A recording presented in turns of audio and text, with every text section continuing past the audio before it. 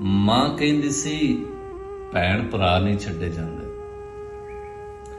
ਮਾਂ ਕਹਿੰਦੀ ਸੀ ਭੈਣ ਭਰਾ ਨਹੀਂ ਛੱਡੇ ਜਾਂਦੇ। ਨੂੰਹਾਂ ਨਾਲੋਂ ਮਾਸ ਕਦੀ ਵੀ ਵੱਖ ਨਹੀਂ ਹੁੰਦਾ। ਕਲਿਆਂ ਰਹਿ ਕੇ ਕੱਖ ਨਹੀਂ ਹੁੰਦਾ। ਦਿਲ ਕੁੰਬੇ ਵਿੱਚ ਕੈਦ ਨਾ ਹੋਵੇ, ਇੰਨਾ ਖੂਨ ਸਫੈਦ ਨਾ ਹੋਵੇ। ਨਾਲ ਦਾ ਜੰਮਿਆ ਨਾਲ ਨਾ ਹੋਵੇ, ਏਡਾ ਮੰਦਾ ਹਾਲ ਨਾ ਹੋਵੇ।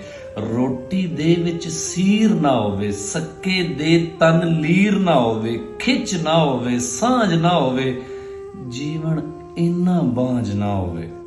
ਮਾਂ ਕਹਿੰਦੀ ਸੀ। ਮਾਂ ਦਾ ਕਹਿਣਾ ਠੀਕ ਸੀ ਖੌਰੇ, ਮਾਂ ਦਾ ਕਹਿਣਾ ਠੀਕ ਸੀ ਖੌਰੇ, ਪਰ ਉਹ ਭੋਲੀ ਮਾਂ ਕੀ ਜਾਣੇ। ਤੀਲਾ ਤੀਲਾ ਕਰਕੇ ਜੋੜੇ, ਲੀੜੇ ਲੱਤੇ ਇੱਟਾਂ ਰੋੜੇ।